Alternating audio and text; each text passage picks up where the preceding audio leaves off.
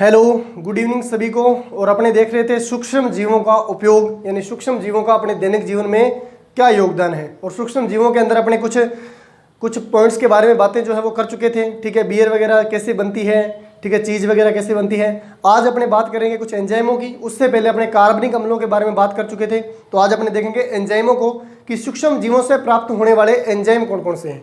ठीक है, तो स्टार्ट करते हैं एंजाइम। पहला ही एंजाइम अपने आज देखेंगे कौन सा, रेन्नेट एंजाइम। पहला एंजाइम कौन सा देखने जा रहे हैं, रेन्नेट एंजाइम। और मैं जितने भी एंजाइम अभी कराऊंगा, रेन्नेट एंजाइम, जितने भी एंजाइम अभी मैं करवाऊंगा वो एंजाइम जो है वो एग्जाम की दृष्टि से बहुत ज़्यादा इंपॉर्टेंट है। ठीक है, वास्तविकता यह है कि एंजाइमों वाला जो चैप्टर है उसके अंदर इस एंजाइमों को नहीं पढ़ाया जाता। ये सूक्ष्म जीवों से प्राप्त होने वाले एंजाइम हैं, इनको अलग से पढ़ा जाता है। ठीक है, और जो आपको हर कोई नहीं पढ़ाएगा, तो ये बहुत ही इंपॉर्टेंट एंजाइम है, ध्यान रखोगे, रेन्नेट एंजाइम। ठीक है, ऐसे एंजाइम बताऊंगा जिनके बारे में नाम आपने शायद ही सुन रखा हो। तो रेन्नेट एंजाइम की बात करते हैं कि रेन्नेट एंजाइम क्या करता है। रेन्नेट एंजाइम का उपयोग जो है, उपयोग की बात कर लेते हैं। इसका उपयोग कहाँ पे किया जाता है, तो साहब इसका उपयोग किया जाता है चीज़ बनाने के अंदर। कहाँ पे किया जाता है, चीज़ खाइए ना आपने, ठीक है, बर्गर वगैरह खाने जाते हो तो वहाँ पे चीज़ वो है वो करके डालता है, बारीक करके। ठीक है, ठीक है, अभी कहीं पे भी जाते हो फास्ट फूड खाने के लिए, वहाँ पे चीज़ जो है वो आपको होटलों में देखने को मिल जाएगी, आपके घरों में भी देखने को चीज़ जो है वो मिल जाएगी। ठीक है, बनाने का प्रोसेस मैंने आपको इसको बता दिया है, कार्बनिक अम्लों के अंदर बात कर चुके हैं। ठीक है, अभी अपने देखना है सिर्फ उपयोग। तो रेन्नेट एंजाइम का उपयोग किया जाता है चीज़ बनाने के लिए। किसके लिए, चीज़ बनाने के लिए। ठीक है, बनाने के लिए किया जाता है रेन्नेट एंजाइम का उपयोग। ये तो होगी बात। उसके बाद में क्या देखना है कि रेन्नेट एंजाइम जो होता है चीज़ बनाने के लिए यूज किया जाता है, इसको कहाँ से पृथक किया जाता है। तो पहले क्या होता था, भेड़ और बकरी। ठीक है, भेड़ व बकरी के अमाशय से इसको क्या किया जाता था, अमाशय से पृथक किया जाता था। ठीक है, पृथक करके और इसको स्वच्छ व साफ करके क्या किया जाता था, इससे चीज़ बनाई जाती थी। ठीक है, थोड़ी सी बात मैं बता दूं, एक जो रेन्नेट एंजाइम है, ये मैं रेन्नेट एंजाइम की बात कर रहा हूँ। आप सोच रहे होगे सर ये तो बात सुना एंजाइम लग रहा है। जो आपने एंजाइम अगर सुन रखा है तो वो रेनिन एंजाइम है, जो अपने एंजाइम अपने अमाशय के अंदर पाया जाता था। जब छोटा बच्चा होता है, या अपने भी छोटे थे, उस दौरान जो बच्चा दूध बाहर निकालता है अपने मुंह से, ठीक है, दही के रूप में फटा हुआ सा, अपने सोचते हैं कि बच्चे ने दूध बाहर निकाल दिया, वो पचा हुआ दूध है, और उस दूध को पचाने का काम कौन करता है, रेनिन एंजाइम करता है। ठीक है, वो रेनिन एंजाइम है, अभी अपने देख रहे हैं वो रेन्नेट एंजाइम है। ठीक है, इसका उपयोग चीज़ बनाने में किया जाता है। पहले समय के अंदर भेड़ व बकरी के अमाशय से इसको पृथक करके क्या किया जाता था, चीज़ बनाने के काम में लिया जाता था। वहीं पे बात करें कि चीज़ बनाने के लिए एक और एंजाइम का उपयोग किया जा सकता है, जिसका नाम क्या है, अंजीर। अंजीर के रस के अंदर, अंजीर के रस में एक एंजाइम पाया जाता है, जिसका नाम क्या है, जिसका नाम है फाइसिन एंजाइम। क्या नाम है, फाइसिन एंजाइम। ठीक है, फाइसिन एंजाइम कहाँ पे पाया जाता है भाई साहब, तो फाइसिन एंजाइम पाया जाता है अंजीर के रस के अंदर पाया जाता है। और इससे भी क्या बनाई जा सकती है, इससे भी चीज़ बनाई जा सकती है। ठीक है, चीज़ बनाने के लिए ये भी जो है उपयोगी है। उसके बाद करें कि रेन्नेट एंजाइम को औद्योगिक स्तर पर, क्योंकि अपने को पता है चीज़ का व्यापार बहुत ज़्यादा चल रहा है, चीज़ बहुत ज़्यादा प्रचलित है, तो औद्योगिक क्षेत्र के लिए, ठीक है, औद्योगिक क्षेत्र के लिए रेन्नेट एंजाइम को किसने तैयार किया था, तो क्रिश्चियन हैंसन ने किया था। किसने किया था, क्रिश्चियन हैंसन। ठीक है, हैंसन या हैंसन वैज्ञानिक था एक, क्रिश्चियन हैंसन ने क्या किया था, रेन्नेट को क्या किया था, गाय के बछड़े से या बछड़े के अमाशय से, गाय के बछड़े के अमाशय से पृथक करके। ठीक है, वापस रिपीट कर देता हूँ, रेन्नेट एंजाइम का उपयोग चीज़ बनाने के लिए किया जाता है। पहले समय के अंदर भेड़ बकरियों के अमाशय से इसको पृथक किया जाता था। अभी बात करें तो अंजीर के रस के अंदर एक एंजाइम पाया जाता है, जिसका नाम है फाइसिन एंजाइम, इसका उपयोग किया जा सकता है। वहीं बात करें कि औद्योगिक क्षेत्र के अंदर चीज़ बनाने के लिए जो रेन्नेट एंजाइम को पृथक किसने किया था, तो क्रिश्चियन हैंसन थे वैज्ञानिक। उन्होंने क्या किया था, रेन्नेट एंजाइम को गाय के बछड़े के अमाशय से पृथक करके औद्योगिक क्षेत्र के लिए क्या किया था, रेन्नेट एंजाइम जो है बनाया था। तो ये हो गया अपना रेन्नेट एंजाइम, इसका ले लो स्क्रीनशॉट। उसके बाद में बढ़ते हैं आगे, नेक्स्ट एंजाइम देखते हैं। रेन्नेट एंजाइम के बारे में इतना सा ध्यान रखोगे, बेड़ा पार हो जाएगा। ठीक है, नेक्स्ट बात करते हैं प्रोटीएज की। ठीक है, नेक्स्ट जो अपना एंजाइम आएगा वो कौन सा एंजाइम है, प्रोटीएज एंजाइम। दूसरा जो अपना एंजाइम है, कौन सा एंजाइम है? Protease enzyme. इसका नाम आपने हो सकता है सुन रखा हो, ठीक है। नेक्स्ट एंजाइम है प्रोटीएज एंजाइम, ठीक है। ये प्रोटीएज एंजाइम क्या करता है सर? पहली बात तो प्रोटीएज एंजाइम प्राप्त कहाँ से होता है, उससे क्वेश्चन पूछ लिया जाता है। तो एक तो कवक ध्यान में रखनी है, या जीवाणु बोल सकते हो, एस्परजिलस नाइगर, एस्परजिलस नाइगर, ठीक है। एस्परजिलस नाइगर, सॉरी नाइगर नहीं है, नाइगर से तो वो था ओराइजी, ये क्या आएगा? ओराइजी आएगा, एस्परजिलस ओराइजी आएगा। एक ध्यान रखना है बेसिलस सबटिलिस, बेसिलस सबटिलस, ठीक है, या सबस्टेलिस, या इसको बेसिलस सबटिलस बोलते हैं, ठीक है। सबटिलस बोल दो, सबस्टेलिस बोल दो, एक ही बात है। तो प्रोटीएज एंजाइम जो है वो किन से प्राप्त किया जाता है? तो इन जीवाणुओं से प्राप्त किया जाता है, जीवाणुओं, ठीक है। इन जीवाणु क्या है? सूक्ष्म जीव। जीवाणु क्या है? सूक्ष्म जीव है। जीवाणु के क्या बोलते हैं? सूक्ष्म जीव बोलते हैं, ठीक है। तो अपने सूक्ष्म जीव भी पढ़ रहे हैं। तो प्रोटीएज एंजाइम किनसे प्राप्त किया जाता है? एस्परजिलस ओराइजी और बेसिलस सबटिलिस से प्राप्त किया जाता है, या सबस्टेलिस बोल सकते हो, ठीक है। अब ये करता क्या है? इसका एक जीवाणु और ध्यान में रखना हो तो रख सकते हो, इसको बेसिलस। तीसरा जो जीवाणु इसका एक और भी ध्यान में रख सकते हो, बेसिलस लाइकोनिफोर्मिया या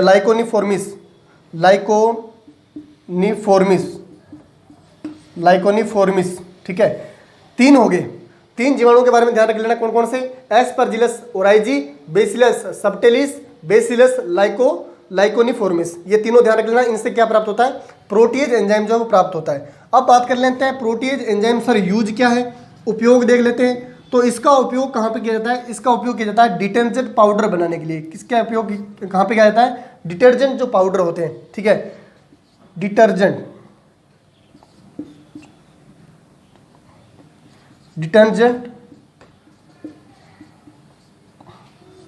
पाउडर बनाने में, ठीक है। दूसरा उपयोग ध्यान में रख लेना कि प्रोटीन युक्त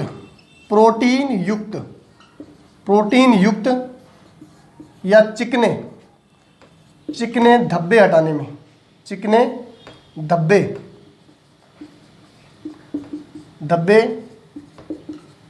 में, ये बातें जो है आपको इंपॉर्टेंट ध्यान रखनी है किस एंजाइम के बारे में? प्रोटीएज एंजाइम के बारे में।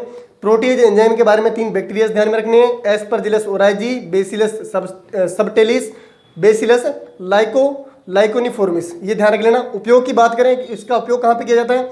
तो इसका उपयोग डिटर्जेंट पाउडर बनाने में किया जाता है। जो अपने पाउडर लेके आते हैं, सर्फ एक्सेल लेके आते हैं, ठीक है, टाइड प्लस लेके आते हैं, इस प्रकार के जितने भी कपड़े धोने वाले पाउडर लेके आते हैं, उस कपड़े धोने वाले पाउडर के अंदर प्रोटीएज एंजाइम पाया जाता है। और वही प्रोटीएज एंजाइम आपने देखा होगा, अपने साबुन से अगर कपड़े धोते हैं तो साबुन से जो मेल है, या अगर कोई धब्बा लगा हुआ है, जैसे मान लो कोई तेल गिर गया किसी शर्ट के ऊपर, ठीक है, चिकना कोई भी धब्बा लग गया, तो वो साबुन नहीं निकाल सकता।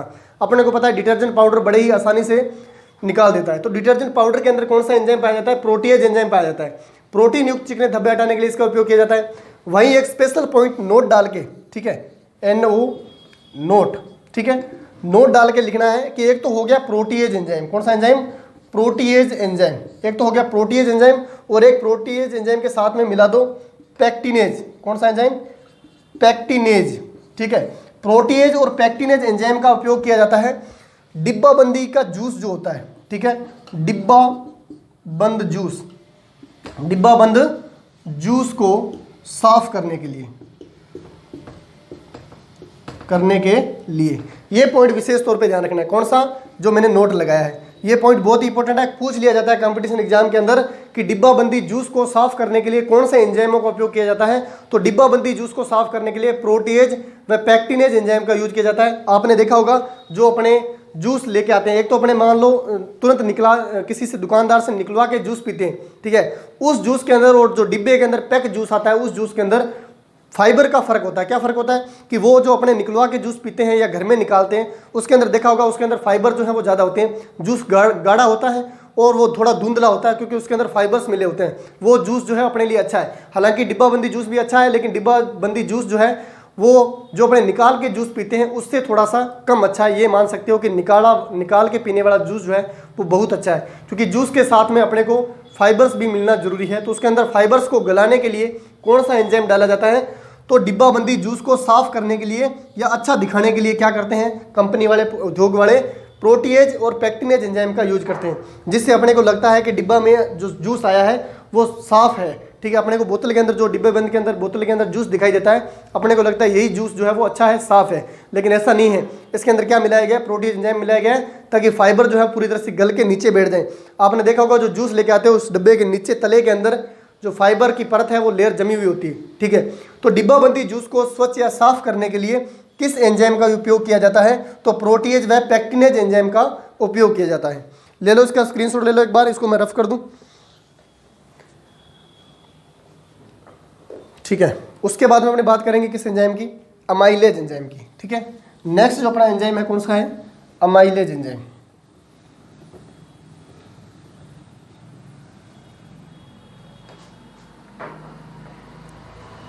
तीसरा एंजाइम जो अपना है कौन सा है, अमाइलेज,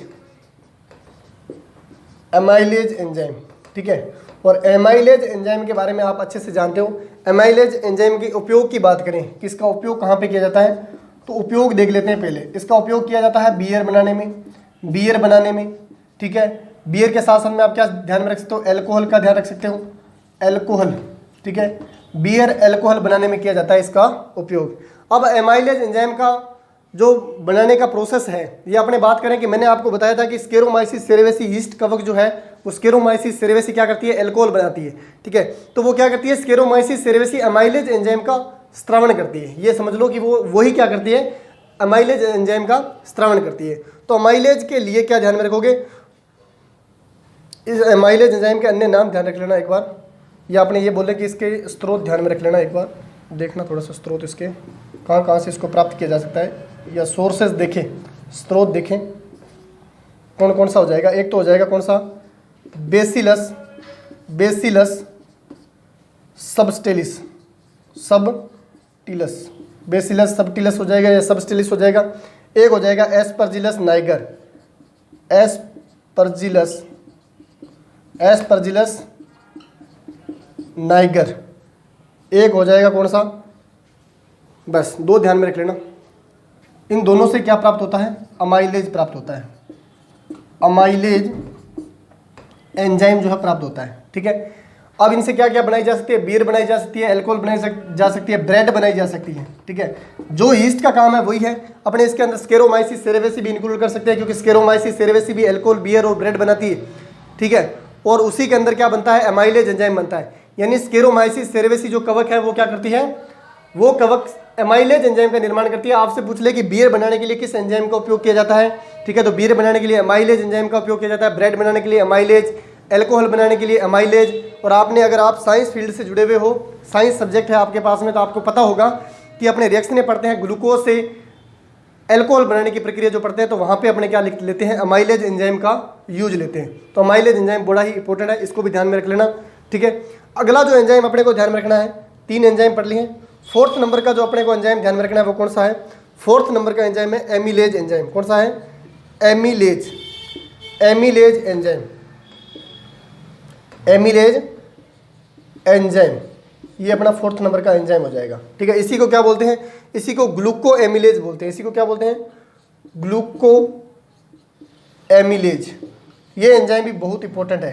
ठीक है, मोस्ट इंपॉर्टेंट कर लेना, इसको इंपॉर्टेंट कर लेना। ठीक है, ये भी बहुत ज़्यादा इंपॉर्टेंट है। कौन सा, एमिलेज एंजाइम, ये इसी को बोलते हैं ग्लूको एमिलेज, या इसी को बोलते हैं ग्लूको आइसोमेरेज। ठीक है, तीन नाम ध्यान में रख लेना है। इसी को क्या बोल देते हैं, ग्लूको आइसोमेरेज। ठीक है, ग्लूको आइसोमेरेज। ये तीन प्रकार के एंजाइम जो है आपको ध्यान में रखने हैं, सॉरी नाम जो है वो आपको ध्यान में रखने हैं, एमिलेज, ग्लूको एमिलेज, या इसी को क्या बोलते हैं, ग्लूको आइसोमेरेज बोलते हैं। अब सर ये करता क्या है, ये क्या करता है, मक्का के स्टार्च को, ठीक है, मक्का की स्टार्च के लिए ज़्यादा यूज किया जाता है। ये मक्का की स्टार्च, मक्का के अंदर, ठीक है, स्टार्च जो होती है उसको बदल देता है किसके अंदर, ये मक्का की स्टार्च को बदल देता है मक्का, या अपने बोल सकते हैं मक्का फ्रैक्टोज सिरप के अंदर। ठीक है, मक्का फ्रैक्टोज मक्का फ्रैक्टोज सिरप, सिरप यानी पीने वाली जो दवा बना देता है एक प्रकार की, ठीक है, पीने योग्य पदार्थ बना देता है, ठीक है। तो एमिलेज एंजाइम बहुत ही इंपॉर्टेंट है, ये मक्का की स्टार्च को मक्का के फ्रैक्टोज के अंदर बदल देता है, ठीक है। किसके अंदर बदल देगा? मक्का की स्टार्च को मक्का की फ्रैक्टोज के अंदर। और आपको पता है कि दुनिया की सबसे मीठी शर्करा कौन सी है? तो दुनिया की सबसे मीठी शर्करा या फलों की सबसे मीठी शर्करा कौन सी है? फ्रैक्टोज है, यानी इसको बहुत ही ज़्यादा मीठा बना दिया, ठीक है। और ये जो मक्का की फ्रैक्टोज होती है, ये सुक्रोज से भी मीठी होती है। किससे मीठी होती है? सुक्रोज से, सुक्रोज से मीठी होती है। सुक्रोज से क्या होती है? मीठी होती है, ये बात ध्यान में रखनी है। अब सर इसका उपयोग क्या है, किस उपयोग में लाते हैं? उपयोग की बात करें तो इसका उपयोग किया जाता है सॉफ्ट ड्रिंक बनाने में। किसमें? सॉफ्ट ड्रिंक बनाने के अंदर, ठीक है, सॉफ्ट ड्रिंक बनाने में, या आपने बोल सकते हैं मृदु पेय बनाने के अंदर, ठीक है, सॉफ्ट ड्रिंक या मृदु पेय बनाने के लिए। दूसरा उपयोग कहाँ पे किया जाता है? बिस्कुट व केक के अंदर किया जाता है। किसके अंदर किया जाता है? बिस्कुट व केक के अंदर, केक बनाने के अंदर। आपने देखा होगा केक जो होता है वो चीनी के कारण नहीं होता, उसके अंदर कुछ एंजाइम भी मिलाए जाते हैं, ठीक है। ऐसे एंजाइम मिलाए जाते हैं जिसके कारण केक के अंदर अच्छी खासी मिठास होती है। और कुछ बिस्कुट जो अच्छी क्वालिटी के आते हैं उसके अंदर भी क्या मिलाया जाता है? उसके अंदर भी एमिलेज एंजाइम मिलाया जाता है। तो ये हो गया अपना एमिलेज एंजाइम। एमिलेज एंजाइम के बारे में ध्यान रखना है, इसको ग्लूको एमिलेज, इसको आइसोमेरेज के नाम से जाना जाता है। इसका उपयोग कहाँ पर किया जाता है, या पहले देखें कि प्रक्रिया क्या है इसकी। तो इसकी जो प्रक्रिया है, दिखाई नहीं दे रहा क्या? एक मिनट रुकना भाई।